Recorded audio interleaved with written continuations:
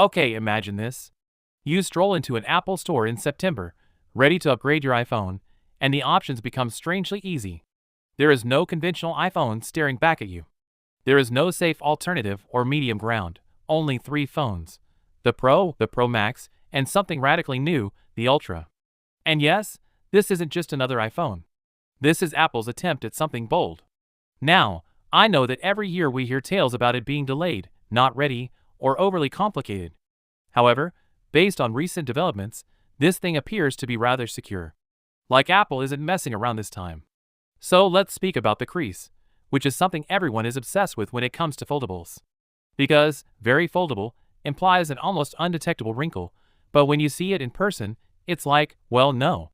But here, the numbers being bandied around are roughly 0.15 millimeters, so they haven't miraculously removed physics.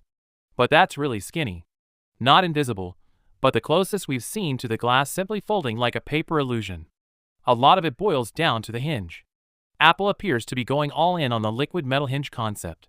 It's designed to be tougher, more robust, and, most crucially, smoother in how the display folds. That's what assists to lessen the wrinkle appearance. Here's the fascinating part. They are reportedly employing 3D printed components to make it happen, which sounds futuristic, but Apple has already been discreetly doing this with parts and gadgets such as their watches. So it's not something new for them. I just leveled up. Performance-wise, this thing is essentially stacked. We're talking 12 gigabytes of RAM, the new A20 Pro chip, and Apple's own C2 modem, which is significant since it's supposed to be much more power efficient, and this directly relates to the battery. Because, despite its extremely tiny design, Apple may be able to pack a battery of roughly 5,800 mAh, which is big for an iPhone. The idea here is that they're downsizing internal components, like the display driver, freeing up room to simply fit more batteries.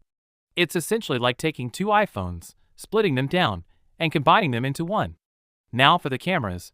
On the back, it appears to have a 48-megapixel main camera, a 48-megapixel ultra-wide camera, and no telephoto lens, which seems weird for an Ultra phone until you consider where you would place a zoom lens in something this thin and folding in half.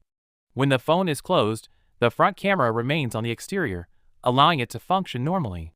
However, as you open it, things become more interesting. There are variants being tested in which the inside camera is hidden beneath the display, so you cannot see it at all. Performance-wise, this thing is essentially stacked. We're talking 12 gigabytes of RAM, the new A20 Pro chip, and Apple's own C2 modem, which is significant since it's supposed to be much more power efficient, and this directly relates to the battery. Because, despite its extremely tiny design, Apple may be able to pack a battery of roughly 5,800 mAh, which is big for an iPhone. The idea here is that they're downsizing internal components, like the display driver, freeing up room to simply fit more batteries. It's essentially like taking two iPhones, splitting them down, and combining them into one. Speaking of thin, this is where things become very crazy. Folded, it measures approximately 9.5 millimeters. So normal-ish, but approximately 4.5 millimeters in size. That's extremely thin. Thinner than phones billed as ultra-thin. However, there is a drawback to being skinny. There's no Face ID. Yeah, because the hardware required for Face ID simply takes up too much room. Instead, Apple is reintroducing Touch ID, which is now embedded into the power button. Some folks will truly enjoy that.